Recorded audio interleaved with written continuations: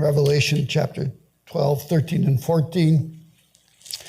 And we've talked about this is the time of great tribulation. When the Antichrist shows up, the devil gives him his power, the false prophet shows up. That is all going to happen while we are still here. This is all happening before the rapture and before the wrath. The rapture happens after this great tribulation because Jesus will save us from the wrath to come. So it's important that we understand this and understand the sequence of events. Some people think that we're going to get out of here before that, or some people don't think there is a rapture. Some people think if our world gets straightened out, we're going straight into the 1,000 years.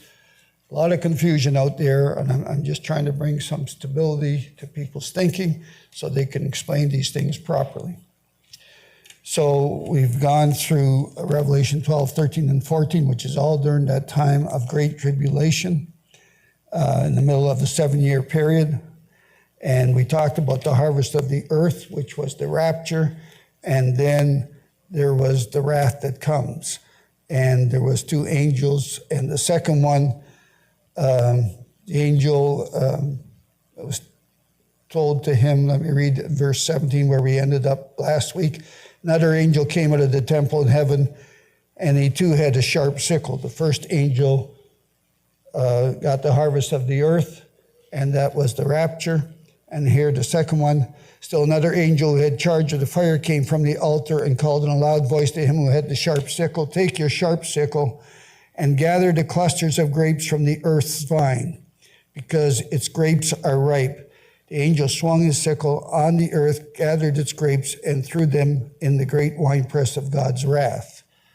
And so all those that weren't raptured will go through the wrath of God. This is all, again, what John sees and how he sees it. We have to interpret this in accordance with God's timetable and what he's doing. And so the rapture has just happened. Now the wrath of God comes. They were trampled in the winepress outside the city, and the blood flowed out of the press, rising as high as the horses' bridles for a distance of 1,600 stadia, which is about 180 miles or 300 kilometers. Now, some people think this is what's going to happen at the Battle of Armageddon, because that is outside of the city there also, not too far away. But this is the wrath of God. So all of this blood represents all those on the whole world who are going to die during the wrath of God because they did not love the truth and they were deceived by the evil of the wicked one that came. That is the whole purpose. See, in the big picture, God created Lucifer, the sum of all wisdom. He was one of the 3 archangels, and everything was perfect. There was no evil. But he was so beautiful that his pride started to rise up. He fell in love with himself, became a narcissist. And pride corrupted his wisdom, so he thought he could overthrow God. And of course, there was a battle in the heavenly realms. He was defeated and took 1/3 of the angels with him. Then God created man on the earth, reconstructed the earth and made man on the earth, and put Adam in the garden, and then Eve afterwards, and just gave them one command, one thing they had to do: don't eat from the tree of the knowledge of good and evil, for you will surely die. In dying thou shalt die, it comes out in the Hebrew. And so everything was perfect, everything was at peace, there was no curse, there was no weeds, there was nothing, everything was perfect. And then Eve got deceived by the devil. She tempted Adam. Adam partook of the fruit. And then they were ashamed. They died spiritually. They separated themselves from their life source. And then they had to work by the sweat of their brow. And a curse came on the earth. And they had to work hard to make a living. And all those kind of things happened because of that. So twice God had it perfect, and people that were perfectly created by God, some of all wisdom, and Adam in the image of God, turned against God. All that we're going through here, and what God's going to sort out in the last days, is all those who are evil. And so what he will have are those that have been tested by the fire, have been tested by all this evil. We've lived in this world, we've experienced evil, and through all this evil, we have been faithful to God and lived for him and served others, so that we will never turn on him again. That's the whole big picture purpose of all of this evil. God doesn't want to destroy the kingdom of darkness now, because if he did, he'd have to destroy everybody in that kingdom. His will is that none would perish and all would be saved. And so the devil is allowed to keep his kingdom around this world because Adam was given charge of the earth, and through his disobedience, he allowed the devil to come in. The devil does not have authority over the earth. He doesn't have power over the earth, but he has his deception in his kingdom of darkness, and he works with the evil in our heart. But in the last days, God will give him or allow him to have power over the saints, where he can do whatever he wants, because that will be the final test. And then the ones that are left will have experienced evil, and they will never turn on God again because they have been tested to the ultimate. Jesus was tested in the wilderness. We are tested at different times in our life in many different ways when God is dealing with our hearts. But that will be the final test for all of mankind. That's why both kingdoms are released at the same time. The mystery of iniquity will be fulfilled, and the mystery of godliness will be fulfilled. And that's why both kingdoms are released. It all makes sense when you look at the big picture, and God is innocent in all of this, and he is in control because he is just. He's just to himself and to his own character in all that he does. And it was mankind that allowed Satan to come in. But now, through Jesus Christ, we have authority over the kingdom of darkness in our lives. But in the end time, God is going to allow the kingdom of darkness to have its way, to test everyone on the earth. So that's why there's going to be that extreme darkness. So this blood here up to the horses' bridles for a distance of 180 miles or 300 kilometers, that would be the blood of all the people in the whole world, and the wrath of God produces. Just to have that straight. All right, so we're going to continue on with understanding this time of great tribulation, because that's for two reasons. First, to warn others, but to prepare our hearts for it. We have to be ready for that time. And all those that get saved out of this great harvest that's coming have to be mature in their hearts to be saved also. Now, if they just got saved at the very end, they'll be fine because God will protect them. But if you've been a Christian for a number of years and couldn't be bothered to live for Jesus and keep living the world's way, then he will come as a thief in the night because you weren't serious about God and you didn't love the truth.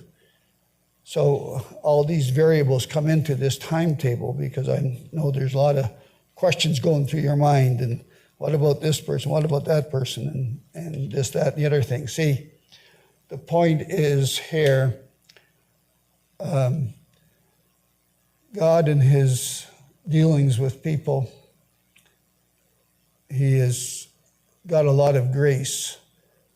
And, you know, there's some people that have probably died and gone to heaven, which might have been deceived by the wickedness, but they weren't taught about God, or they didn't know God. The great harvest wasn't there. The great warning to the earth that we just had and is continuing wasn't there.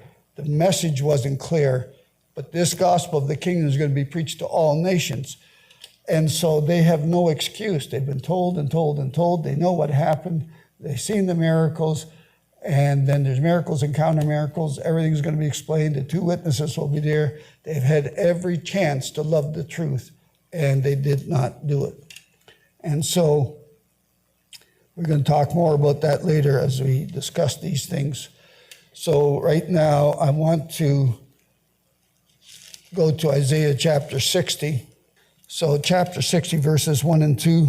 Arise, shine, for your light has come, and the glory of the Lord rises upon you. See, darkness covers the earth, and thick or gross darkness is over the people. But the Lord rises upon you, and his glory appears over you. And this is prophetic for Israel because he's going to restore the nation of Israel, but this is also prophetic for the church because of what we're explaining, what's going to happen in the last days. And so that is the time of the final harvest where all this is going to happen and his power is going to be poured out. But at the same time, there's going to be darkness and thick darkness over the people. And we're going to explain, we already explained why God is doing this. Let's go now to Matthew chapter 24. And here also, we're going to read in verse 4. Because they've asked Jesus the signs of his coming and when will this be and so forth. Jesus answered in verse 4, watch out that no one deceives you. First thing he says, for many will come in my name claiming I am the Christ and will deceive many. You will hear of wars and rumors of wars, but see to it that you're not alarmed. Such things must happen, but the end is still to come. So right here, we are right now in a stage, even today, we're hearing of wars and rumors of wars.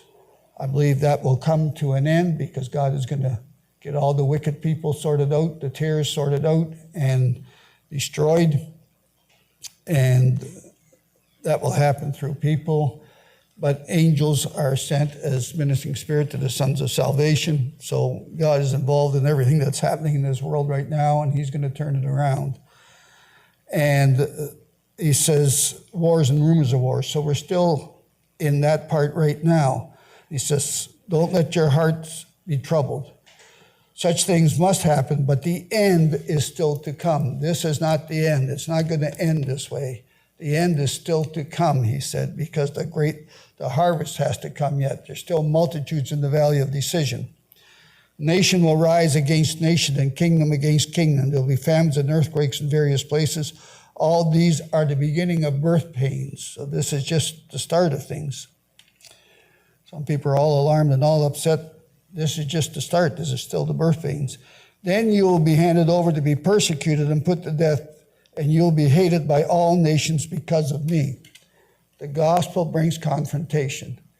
And when the Antichrist comes and the deception comes, we're going to talk to you about what people's hearts are going to be like during that time.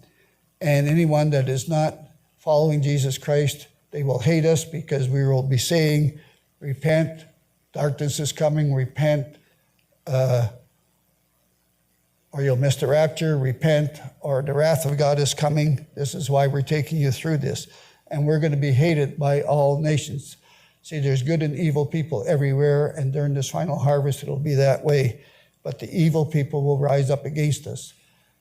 You know, even that's happening even today. The gospel brings opposition, and there's going to be great opposition in those days.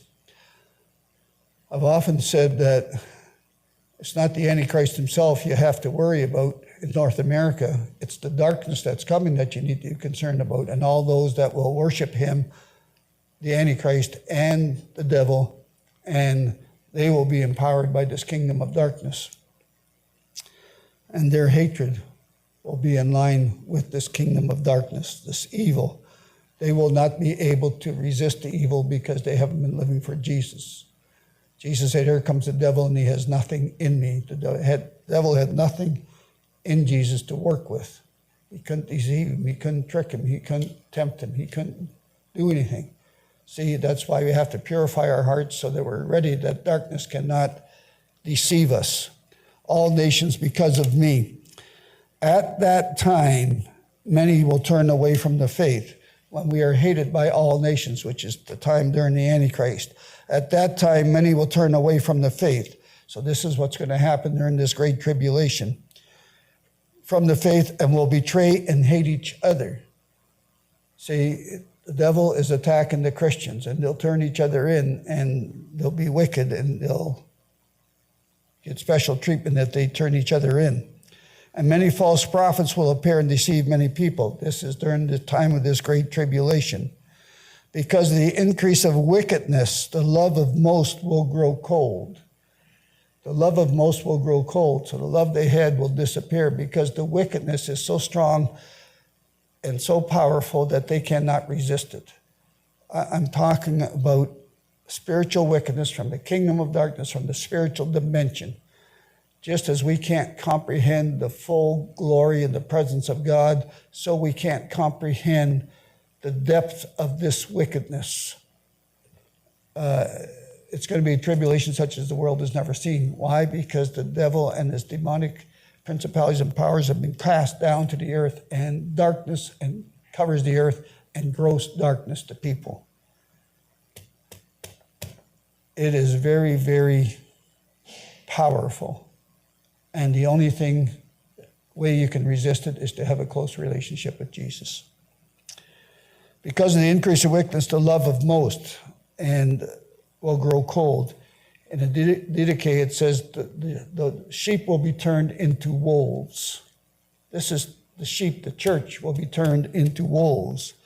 But he who stands firm to the end will be saved. All right, so here again, we stand firm to the end.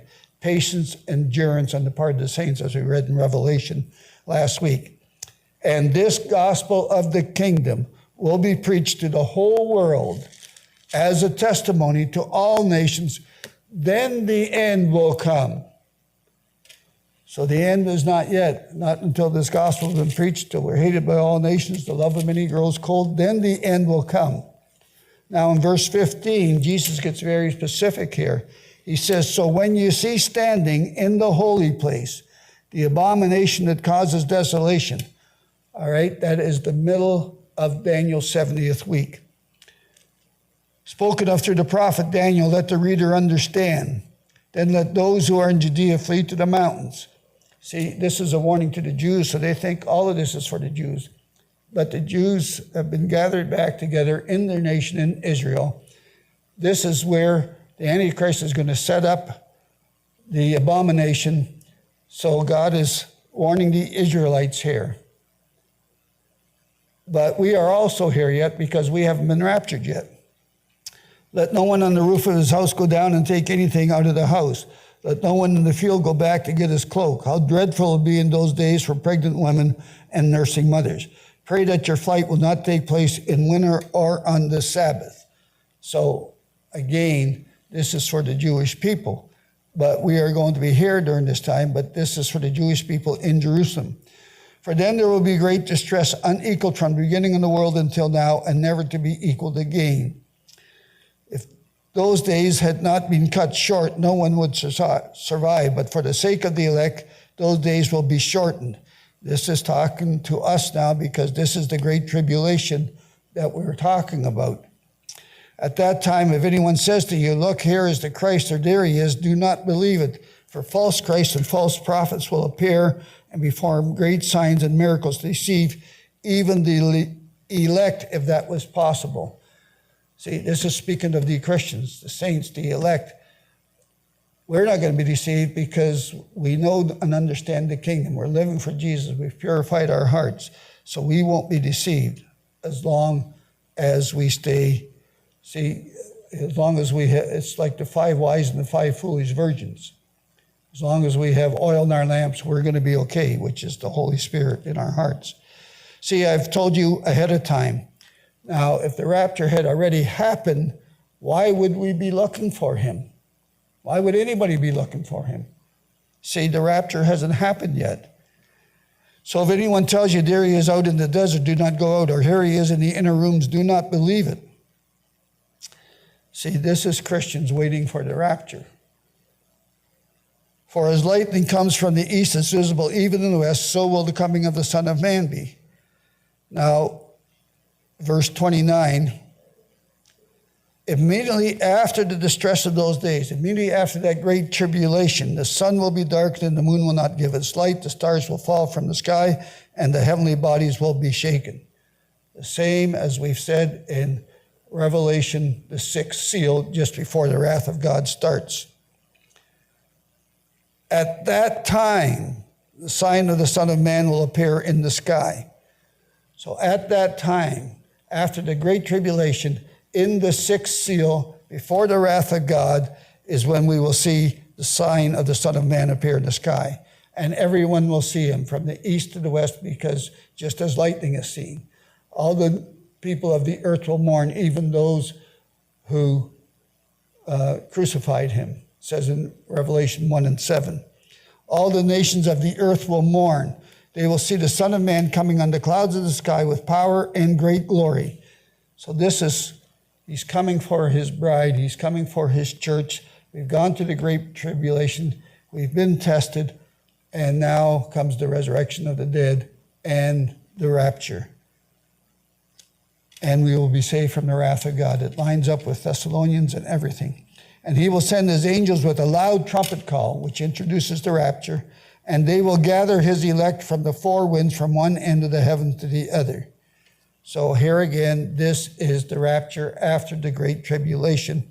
And the great tribulation is great deception, lying signs and wonders, false prophets, false Christs. All of that is going to happen. Great deceptive power, all of that, great darkness, kingdom of darkness, the devil cast down to the earth. Woe to the earth, because the devil has come down to you. Gross darkness on the people, darkness all over the earth. See, that darkness is going to be all over the earth. That gross darkness will be on everybody at that time. Before that time, the devil has had his day, almost controlled the world. God is going to take the evil ones, take the tares out. Now he's going to have his day, and we're going to have revival and great harvest. But then the final test is going to come, and it's going to test all those that are going to be saved during this time of great harvest also. There will be people all over the world from all different faiths, many Muslims, many Jewish people, many Hindus, many people from all different faiths will come to Jesus during that time. They all believe in a God, but they've got occultic thinking or negative thinking and don't understand the true God. But anybody whose heart is good will come to Jesus in those days. So again here, this happens during this great tribulation. We're going to go now to Revelation chapter 6. So we're talking about this time of great tribulation and what's going to happen. And as we go through this, we're going to see more and more. And I want to get you to have an understanding in your heart and a concept in your mind of what those days are like so that you will be sure to get ready for it. Revelation chapter 6. And this is where the seals are open. So John sees these things going on in heaven, and then there's a scroll with seals, and nobody's worthy to open the scroll. And then Jesus comes, and I saw a lamb looking as if it had been slain, standing in the center of the throne, encircled by the four living creatures and the elders. He had 7 horns and 7 eyes, which are the 7 spirits, or the sevenfold Spirit of God, sent out into all the earth. He came and took the scroll from the right hand of him who sat on the throne. And when he had taken it, the 4 living creatures and the 24 elders fell down before the Lamb. Each one had a harp, and they were holding golden bowls full of incense, which are the prayers of the saints. And they sang a new song. So Jesus is opening the 7th seal. So in chapter 6, I watched as the Lamb opened the first seal. He was the only one worthy to open the scroll, which unveils the time of the end, because he's paid for all sin. And this is the revealing of Jesus Christ and the end of God's program for this time period. I watched as the Lamb opened the first of the 7 seals. Then I heard one of the 4 living creatures say in a loud voice like thunder, "Come." I looked, and there before me was a white horse. Its rider held a bow. He was given a crown, and he rode out as a conqueror bent on conquest. Now, you'll have many arguments in prophecy teaching about who's on this white horse. Some will say it's Jesus, others will say it's the Antichrist. Well, I believe it's the Antichrist because he was given a bow. Jesus comes with a 2-edged sword out of his mouth, and he was given a crown. Jesus has already been given all authority. He's already got a crown. He is the Lord of Lords and the King of Kings already. And he rode out as a conqueror bent on conquest. So I believe this represents the Antichrist, and this represents when he shows up. So I believe this all happens during this great tribulation, such as the world has never seen. Because in Thessalonians it says, when they say peace and safety, destruction will come upon them suddenly. So we're going to go to those scriptures later. But see, everybody in the world who's not serving God, they think everything's all right because, they worship the Antichrist and everything is going good. But then all this problem is going to come because the Antichrist doesn't really care about people. He just wants to be God. And so there is things that the Antichrist is doing. He's bent on conquering and conquest. When the Lamb opened the second seal, I heard the second living creature say, "Come." Then another horse came out, a fiery red one. See, if this happened when the peace treaty was signed, then it just wouldn't make any sense, because when they say peace and safety, destruction comes upon them suddenly. And everything we're going to see here are the four horsemen, and it doesn't indicate peace and safety. I heard the second living creature say, "Come," and then another horse came out, a fiery red one. Its rider was given power to take peace from the earth. Here we go. So in Thessalonians says, when they say peace and safety, destruction will come upon them suddenly. This is part of the destruction that is going to come upon them, because peace is taken away from the earth. Right now, we don't have peace. We have wars and rumors of wars. So there's a time of peace and safety that is coming. But when the Antichrist shows up and these seals are open, then peace is taken from the earth. The rider was given power to take peace from the earth and to make men slay each other. To him was given a large sword. So this is destruction by the devil. This is not the wrath and the judgment of God yet. This is what the devil is doing, because he's allowed to have his power in these days. When the Lamb opened the third seal, so he makes men slay each other. To him was given a large sword, power to take peace from the earth. Wow, and meant to slay each other. So again, we see people killing each other because peace is taken from the earth during this time period. Peace is taken from the earth. This is why we're going to be hated by all nations, because we're teaching Jesus, the gospel. We're teaching peace, love your brother, love your neighbor.